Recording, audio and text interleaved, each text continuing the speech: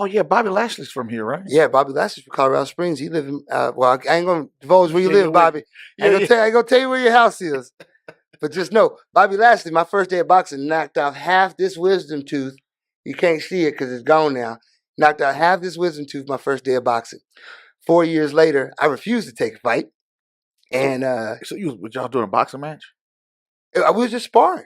We were sparring. I'll never forget it. He had on these blue gloves. I had on red gloves. I didn't have a mouthpiece because I didn't know I was going to be boxing with Bobby Lashley that day. I just showed it to my gym. Showed it to the gym. David Ross. He's DPD. He took me to the gym. He's your local heavyweight champion in the MMA world, the local MMA out here. Okay. So anyway, he takes me to the gym. He's like, "No, we're here to help Bobby train for his Bellator fights and his fights in Japan." So basically, we're just punching bags, and every round he wants a fresh person. And so I get there, and I'm with it. Put me in the ring. That's Bobby Lashley. I love pro wrestling. Put me in the ring. I'm down. I get in that ring. I'm throwing jabs. Bam, bam, bam. But they weren't jabs like this. Okay, they were jabs like this. See your hand go down. Don't do that. Man, the last one caught him square right down the pipe. Across his eyes, dotted his T's. And boom, I hit him. Little trickle of blood comes out. Hits his little blue glove. He looks at the gloves. He goes, "Oh, okay, come on. Throw the next jab. He blocked it. Uppercut. Pop half my tooth out right away." So he blocked the jab, came with the uppercut. Yeah, never saw it coming. And after about 4 years of that, I was like, number one, I'm not fighting anybody in this gym. No, thank you. All of y'all are dangerous. And number two, Bobby said, "Well, if you don't want to fight, maybe you should think about being a pro wrestler." And I was like, "Of course, Bobby Lashley. I love pro wrestling." And so then I called up Rocky Mountain Pro. I met Matt Yaden. I met Vince Russo. I met the other two guys called the Howlets. It's Nia and Hoodie. They live in Kansas City. And they all said the same thing. "Yo, man, we want you to do this." And so that was in April, about 4 years ago. And by October that same year, I was in the main event of Shocktober. This year, I was the main event of Shocktober as champion 4 years later. And that's just the work ethic we put in. Wow. So that was so Bobby Lashley, how did that relationship start? Oh, man, it started off, first he knocked my tooth out. Then he said, "Why aren't you wearing a mouthpiece? Hey, Prince, let me tell you something cool, okay? I'm the final boss, Bruce Wayans. Okay, yeah, right? I know that, right? I'm also a business owner, Asa Pool, ASA. Asa Pool. Okay. I run a community healthcare training institute. It's my CNA school. Me and my mother run it. So you got a CNA school? Yeah, I've been a business owner since I was 16. And so my real name is Asa, ASA. Bobby used to write my name on a board, ABA. And we call me Abba. He legit, probably to this day, still thinks my name is Abba. It's not Abba, Bobby. It's Asa, ASA. Yeah, he spelled it backwards. It's ASA. Get it right. And I'm a pro wrestler now, Bobby. So when you're done with Brock Lesnar, why don't you come on home? Come on to one of these four corners. This one, the Colorado corner. See that flag right there? See that C? Yeah, right here. Give it to him. Go ahead. You got to, if you want to say it to Bobby Lashley live right here. Oh, yeah, there it is. Recording live. Bobby Lashley. You remember me? Final boss Bruce Wayans, a.k.a., as you know it, Abba. My name is Asa, and I'm a wrestling champion now. And you still wrestling. I see you. I see you on WWE beating up Brock Lesnar. I like that. So when you're done beating up Brock, why don't you come back to Denver? Let me know how many wisdom teeth you still have. I might have to crack one of them like you did me my first day of boxing. You remember that? Oh, wow. That was pretty intense. I turned the gear on quick. Okay. Oh, okay. I see you. I don't think I turn it off. I just Bruce all day, and that's how I do it. So you met Bobby Lashley. You go in. You get into the Rocky Mountain Pro. Now, let's talk about the business side, right, of being a pro wrestler. What does that business side look like? What does that grind look like? Now, we were talking about this before the show. What does that look like? All right, let me explain to you what the grind looks like. All right, at 5 years in, I am a rookie. in wrestling. Okay. I'm a rookie because I just finished reading the Eddie Guerrero story, whole life of Eddie Guerrero written by Eddie Guerrero, own accounts.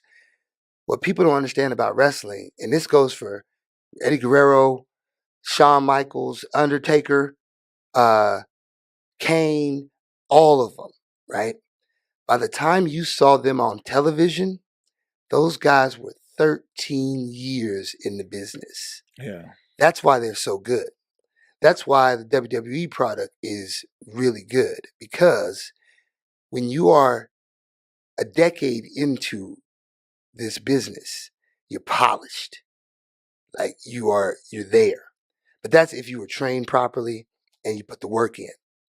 So when I started wrestling, me and Atiba and Lipto used to do 2-a-days. We would show up at noon and wrestle. Then we'd come back at 5 and wrestle. And then we'd stay late after 10, sometimes till 12 and wrestle. And we did that until we were good enough to be on TV. Then once we're on TV, you have an option. You can work a show that does 1 show a month, which is 12 shows a year. Or you can do what we do, and we beat up everybody. We do anything we can get our hands on. We reach out to promoters. We build our brand, and we put the work in. So where there are people that legit have wrestled for 14 years, but they've only wrestled once a month. Wow.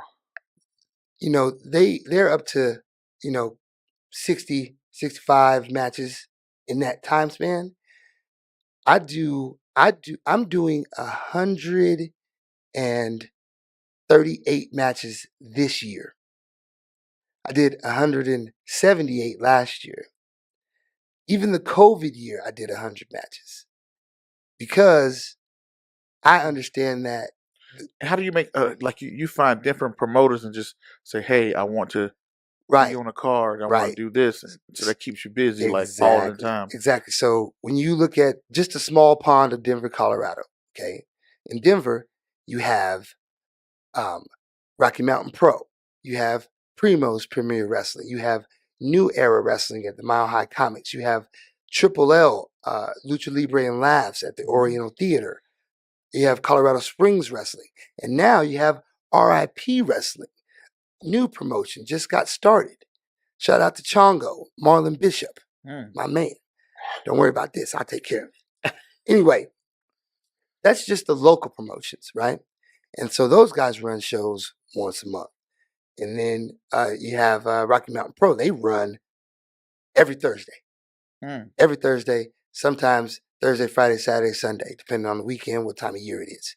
And what you do is you have to stay healthy, number one, and you have to seriously plan your schedule like it's a business. You have to set your dates out, and then you see what you're open for. And when you're open, now my second year wrestling, I did a year in Salt Lake City at Devotion Championship Wrestling. My third year, I did a year in OVW, Ohio Valley Wrestling in Louisville, Kentucky. Shout out to Al Snow. And then last year, I did a year in Vegas, Versus Pro Studios, Wes Logan, Alexander Corrente, my guys. And I was able to do that because I just looked at my schedule and I said, oh, okay, look, I am available on these dates, these months, every other month. And they were like, you're booked. And so, boom, I'm flying out, flying back home. I'm wrestling every weekend, no off season, right?